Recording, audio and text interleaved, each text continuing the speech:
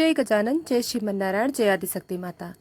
दोस्तों, जेठ मास महात्म्य कथा अध्याय हमारे चैनल पर 9 तक श्रवण कर चुके हैं।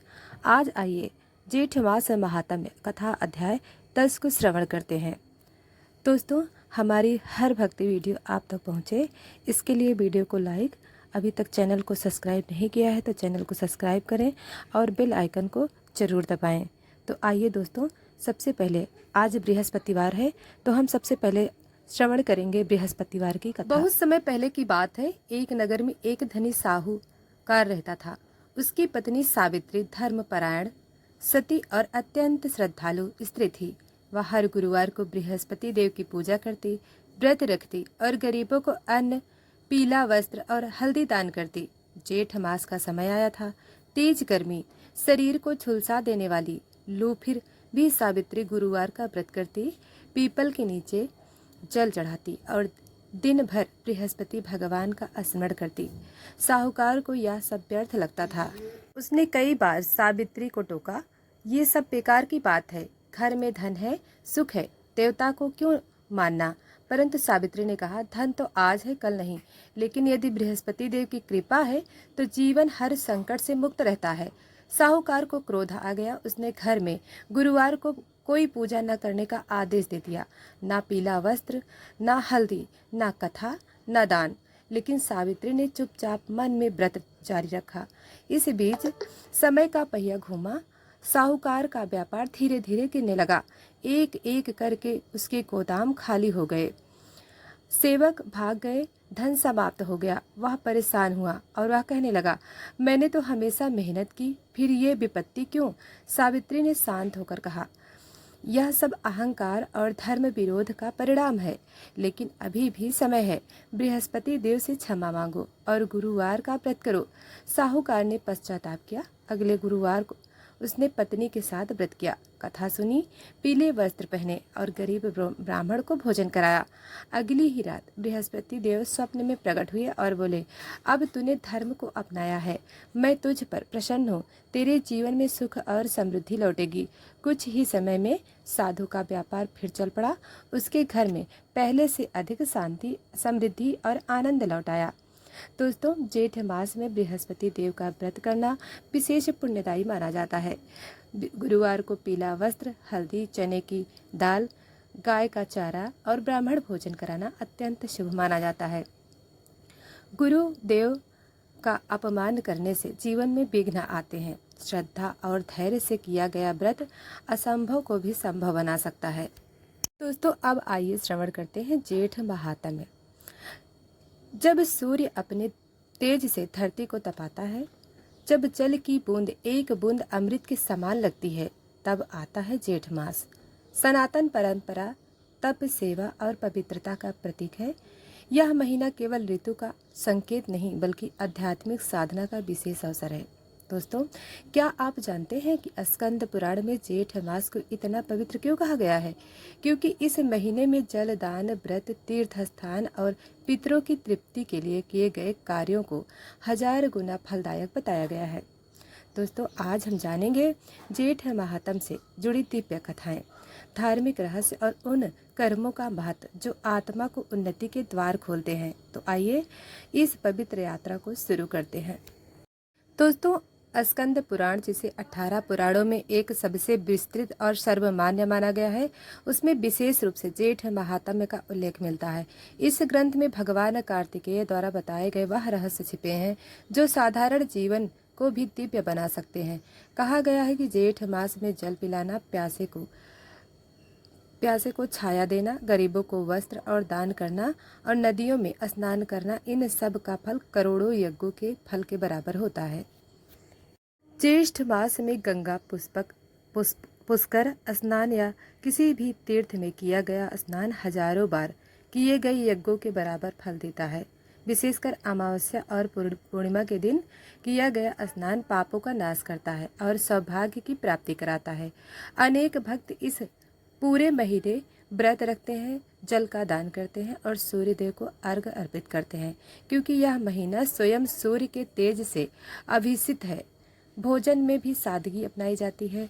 ठंडी चीज़ों का सेवन, जीवों पर दया, पशु पक्षियों को जल और दाना देना, यह सब धर्म का हिस्सा बन जाता है।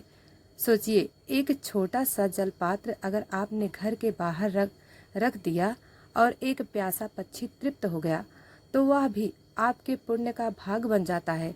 यही है जेठ मास का मर्म। जेठ मास में वृक्षों का पूजन भी किया जाता है। पीपल, बट वृक्ष और आम के पेड़ विशेष कर माने जाते हैं। छाया देना, वृक्षारोपण करना और इन पेड़ों की सेवा करना जीवन को सकारात्मक ऊर्जा से भर देता है।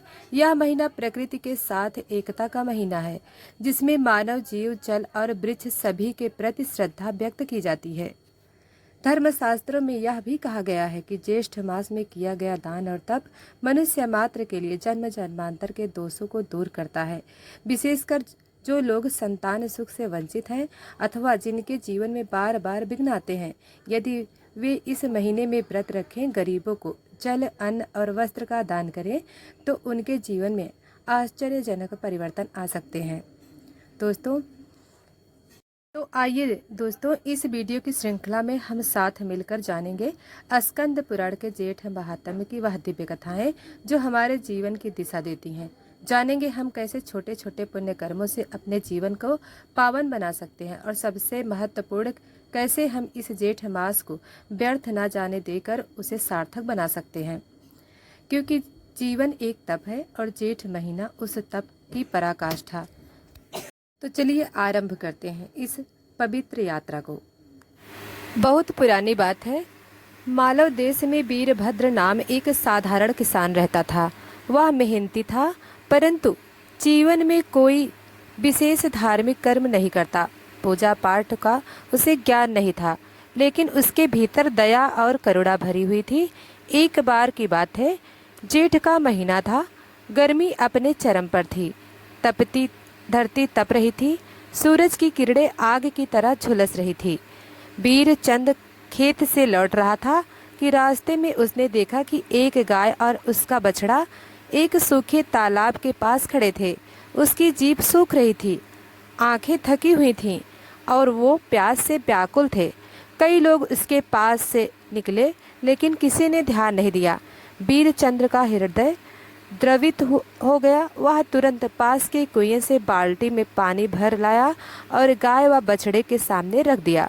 गाय ने धीरे धीरे पानी पिया, फिर सिर उठाकर वीरचंद्र को एकटक देखती रही, जैसे कोई आशीर्वाद दे रही हो। उसी रात वीरचंद्र को स्वप्न आया।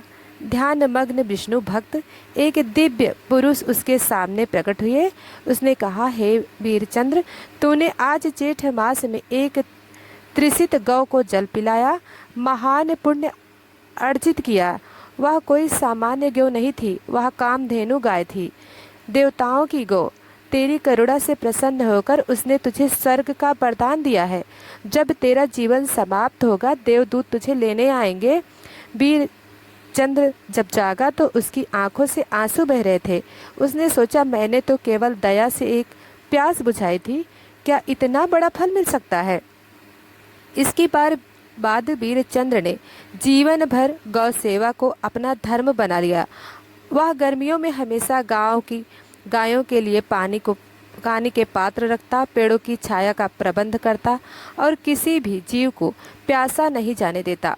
कुछ वर्षों बाद जब उसकी मृत्यु हुई, गांव वालों ने देखा उसकी चिता से प्रकाश उठा और एक दिव्य पुष्प विमान आकाश से उतरकर उसकी आत्मा को साथ ले गया।